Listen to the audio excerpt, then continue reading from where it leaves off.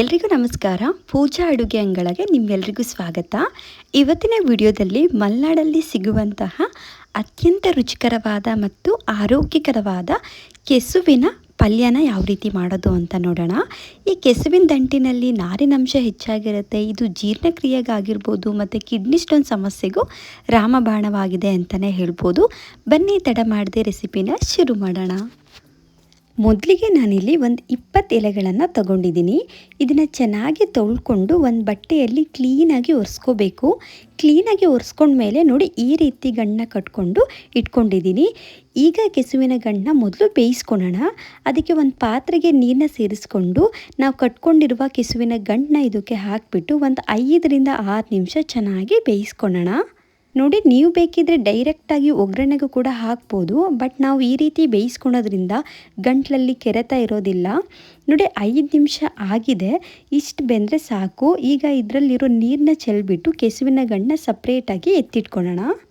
ಈಗ ಒಗ್ಗರಣೆಗೆ ಒಂದು ಪ್ಯಾನ್ನ ಬಿಸಿ ಮಾಡೋಕ್ಕೆ ಇಟ್ಕೊಂಡು ಅದಕ್ಕೆ 2 ಟೇಬಲ್ ಸ್ಪೂನ್ ಎಣ್ಣೆನ ಸೇರಿಸ್ಕೊಳ್ಳೋಣ. ಎಣ್ಣೆ ಬಿಸಿ ಆದಮೇಲೆ ಇದಕ್ಕೆ ಒಂದು ಬೆಳ್ಳುಳ್ಳಿನ ಜಜ್ಜಿಬಿಟ್ಟು ಹಾಕ್ಕೊತಾ ಇದ್ದೀನಿ. ಈ ಕೆಸುವಿನ ಪಲ್ಯಕ್ಕೆ ಬೆಳ್ಳುಳ್ಳಿ ಒಳ್ಳೆ ಫ್ಲೇವರ್ ಕೊಡುತ್ತೆ. ಇದಕ್ಕೇನೆ 3 ಹಸಿಮೆಣಸಿನ್ಕಾಯಿನೂ ಕೂಡ ಜಜ್ಜಿಬಿಟ್ಟು ಹಾಕ್ಕೊಳ್ಳೋಣ. ಹಾಗೆಯೇ ಮಲೆನಾಡು ಸೈಡಲ್ಲಿ ಜೀರಿಗೆ ಮೆಣಸಿನ್ಕಾಯಿ ಅಂತ ಸಿಗುತ್ತೆ, ಅದನ್ನು ಕೂಡ ಹಾಕಿ ಮಾಡ್ತಾರೆ. ಅದು ರುಚಿ ಕೂಡ ತುಂಬಾ ಚೆನ್ನಾಗಿರುತ್ತೆ. ಈ ಪಲ್ಯಕ್ಕೆ ಈರುಳ್ಳಿ, ಟೊಮ್ಯಾಟೊ ಏನೂ ಬಳಸೋದೇನು ಬೇಡ. ಸಿಂಪಲಾಗಿ ಮಾಡಿಕೊಂಡ್ರೆ ರುಚಿ ತುಂಬಾ ಚೆನ್ನಾಗಿರುತ್ತೆ.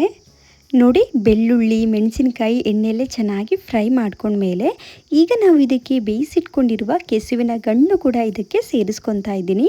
ಇದನ್ನು ಸೇರಿಸ್ಕೊಂಡು ಚೆನ್ನಾಗಿ ಮಿಕ್ಸ್ ಮಾಡ್ಕೊಳ್ಳೋಣ. ಹಾಗೆಯೇ ರುಚಿಗೆ ತಕ್ಕಷ್ಟು ಉಪ್ಪನ್ನು ಕೂಡ ಸೇರಿಸಿ ಚೆನ್ನಾಗಿ ಮಿಕ್ಸ್ ಮಾಡಿಕೊಂಡು ಫ್ರೈ ಮಾಡ್ಕೊತಾ ಇದ್ದೀನಿ. ನೋಡಿ, ಇದಕ್ಕೆ ನೀರನ್ನ ಸೇರಿಸ್ಕೊಂಡು ಬೇಯಿಸ್ಕೊಳೋದೇನು ಬೇಡ, ಹಾಗೆಯೇ ಬೇಯಿಸ್ಕೊಂಡ್ರೆ ಸಾಕಾಗತ್ತೆ. ಈಗ ಇದಕ್ಕೆ ನಾವು ಮೇನಾಗಿ ನಿಂಬೆ ರಸನ ಸೇರಿಸ್ಕೋಬೇಕು.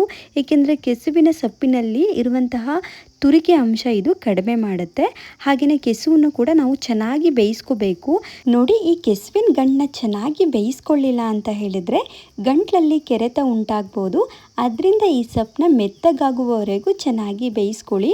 ನೋಡಿ, ಇದು ಚೆನ್ನಾಗಿ ಬೆಂದಿದೆ. ಕೆಸುವಿನ ಪಲ್ಯ ಕೂಡ ರೆಡಿಯಾಗಿದೆ. ಸಿಂಪಲಾಗಿ ಈ ಕೆಸುವಿನ ಪಲ್ಯನ ಮಾಡ್ಕೋಬೋದು. ರುಚಿ ತುಂಬಾ ಚೆನ್ನಾಗಿರುತ್ತೆ. ನೀವು ಕೂಡ ಮನೇಲಿ ಟ್ರೈ ಮಾಡಿ ಯಾವ ರೀತಿ ಬಂತು ಅಂತ ಹೇಳಿ ಕಮೆಂಟ್ ಮೂಲಕ ತಿಳಿಸಿ.